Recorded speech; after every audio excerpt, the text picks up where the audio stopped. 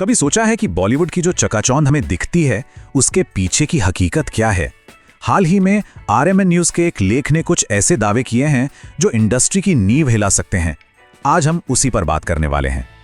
लेख की पहली लाइन ही देखिए, कितनी सीधी और चौंकाने वाली है। आरएमएन न्यूज़ का कहना है, बॉलीवुड इस समय हेर-फेर और झूठे प्रचार की वजह से अपने सबसे बड़े भरोसे के संकट से गुजर रहा है। ये अपने आप में एक बहुत बड़ा दावा है। तो ये भरोसे का संकट असल में है क्या? लेख की माने तो ये कोई एक अकेली समस्या नहीं है, ये एक दोधारी तलवार की तरह है। एक तरफ इंडस्ट्री के अंदर का खेल है और दूसरी तरफ बाहर की राजनीति का असर। चलिए पहले संकट को समझते हैं। लेख इसे एक ऐसी मशीन का नाम देता है जो नकली सफलता बनाती है। तो सवाल यह है कि ये मशीन चलती कैसे है? लेख के हिसाब से इसका फ्यूल है पैसा। जी हाँ, पैसे देकर खरीदे गए रिव्यूज और बॉक्स ऑफिस के वो आंकड़े जिन पर शायद भरोसा नहीं किया जा सकता। मतलब साफ है, जो सक्सेस दिख रही है वो असली नहीं है, उसे बनाया जा रहा है। और आंकड़े तो और भी हैरान करने वाले हैं। लेख का दावा है कि बॉलीवुड में 70 से 80% फिल्म रिव्यूज पेड होते हैं। सोचिए जरा, ये कोई छोटी मोटी बात नहीं है, ये तो जैसे इंडस्ट्री का एक चलन बन गया है। तो ये पूरा सिस्टम काम कैसे करता है?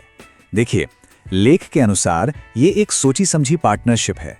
फिल्म मेकर्स, मीडिया हाउसेस और पीआर कंपनियां, ये सब मिलकर एक ऐसा माहौल बनाते हैं कि एक एवरेज फिल्म भी ब्लॉकबस्टर लगने लगती है। ये पीआर कंपनियां बाकायदा सक्सेस पैकेज ऑफर करती हैं। इसमें होता क्या क्या है? सबसे पहले तो पैसे देकर मीडिया में कवरेज, फिर आते हैं वो स्पेशल इंटरव्यू जो असल में स्पॉन्सर्ड होते हैं, उसके बाद सोशल मीडिया पर नकली ट्रेंड्स बनाए जाते हैं और आखिर में इन्फ्लुएंसर्स को पेमेंट करके फिल्म की तारीफ करवाई जाती है। इस पूरी बात को और अच्छे से समझने के लिए लेख ने एक फिल्म का उदाहरण भी दिया है, एक्शन ड्रामा धुरंधर। चलिए जरा धुरंधर के नंबर्स देखते हैं। बताया गया कि फिल्म ने पहले ही दिन 28 करोड़ रुपए कमा लिए। एक जबरदस्त ओपनिंग है ना? लेकिन रुकिए, ये तो बस शुरुआत थी।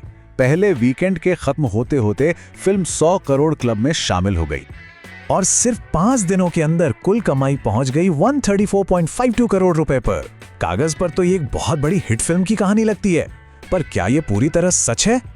तो ये तो थी नकली हाइप की बात। लेकिन अब आते हैं दूसरे संकट पर, जिसे लेख ने नाम दिया है मुनाफे के लिए राजनीति।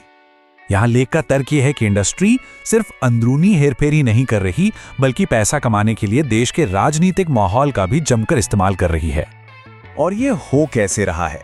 लेख के मुताबिक कई फिल्में जानबूझकर एंटी पाकिस्तान सेंटिमेंट पर बनाई जाती हैं। इनमें कहानी या आर्ट पर फोकस कम होता है और लोगों की भावनाओं को भड़काने पर ज्यादा। लेख इसे नफरत के माहौल को कैश करना कहता है।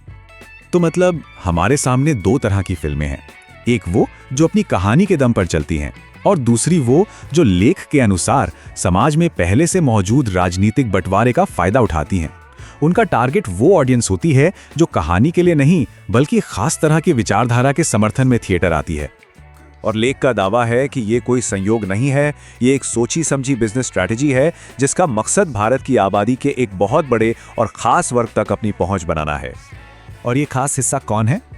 लेख के मुताबिक ये निशाना भारत की लगभग 80% हिंदू आबादी पर है। मतलब उनका तर्क ये है कि फिल्म मेकर्स को पता है कि इस तरह के कंटेंट के लिए एक पक्की ऑडियंस मिलेगी ही मिलेगी, फिर चाहे फिल्म की कहानी में दम हो या ना हो। तो अब तक हमने बॉलीवुड के दो अलग अलग संकटों को समझा, एक अंदरूनी और एक बाहरी। लेख इन दोनों को मिलाकर इंडस्ट्री के लिए एक दोहरी बीमारी का डायग्नोसिस करता है। अगर इसे संक्षेप में देखें तो पहला संकट है प्रचार का। इसके तरीके हैं पेड रिव्यूज, झूठे आंकड़े और पीआर पैकेज।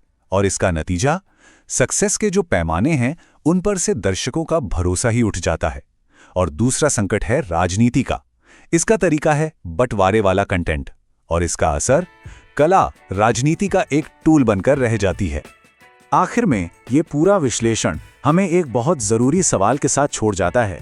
क्या होता है जब एक ब्लॉकबस्टर फिल्म बनाने की कीमत दर्शकों का भरोसा बन जाए?